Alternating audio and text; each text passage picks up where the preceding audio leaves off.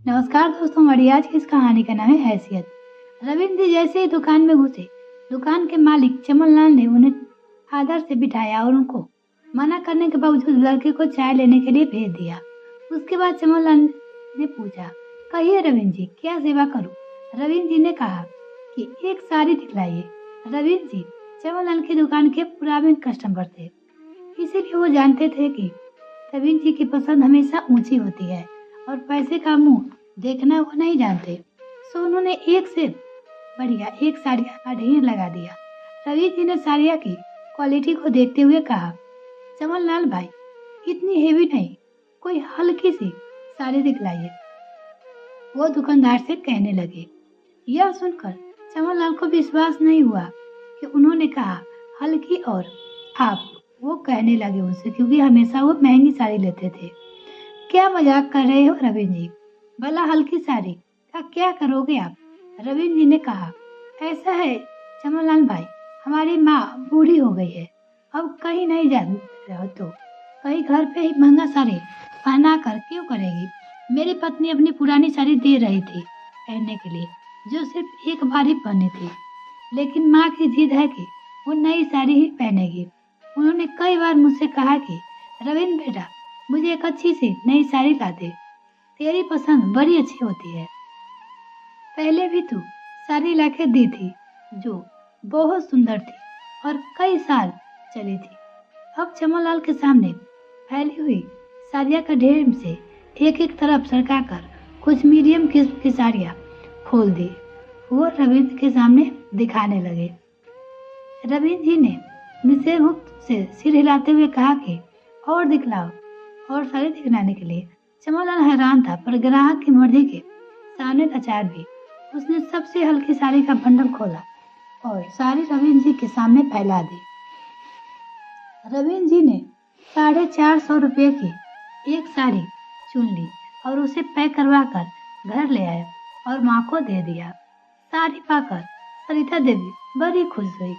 बात ये नहीं थी कि सरिता देवी के घर में किसी चीज की कमी थी या उसके बेटे या उसके लिए कुछ लाकर नहीं देते थे, पर वो अपने बेटे पर अपना हक समझती और वो जताती रहती।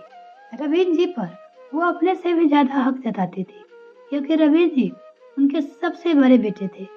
एक दिन रात के वक्त सरिता जी के सीने में तेज दर्द हुआ और 2 दिन बाद ही रात 12 बजे के आसपास वो इस संसार से सदा के लिए विदा हो गई। उनकी अंत्येष्टि के अगले ही दिन दोपहर 12 बजे का समय था, निश्चित किया गया था। सुबह सुबह चमनलाल अपनी दुकान खोल ही रहे थे कि रविंद्र जी वहां पहुंचे और कहा, भाई, माँ गुजर गई है और एक बढ़िया सा साड़ी दे दो, पंडित जी को दान करना है। चमनलाल ने बड़े अफसोस के साथ कहा, ओह, अभी कुछ दिन पहले ही तो अम्मा के उनके लिए साड़ी लेकर गए थे, कितने दिन पहन पाई बेचारी। उसके बाद चमनलाल ने साड़ियाँ का एक बंडल उठाकर खोला और उसमें से कुछ साड़ियाँ निकाली।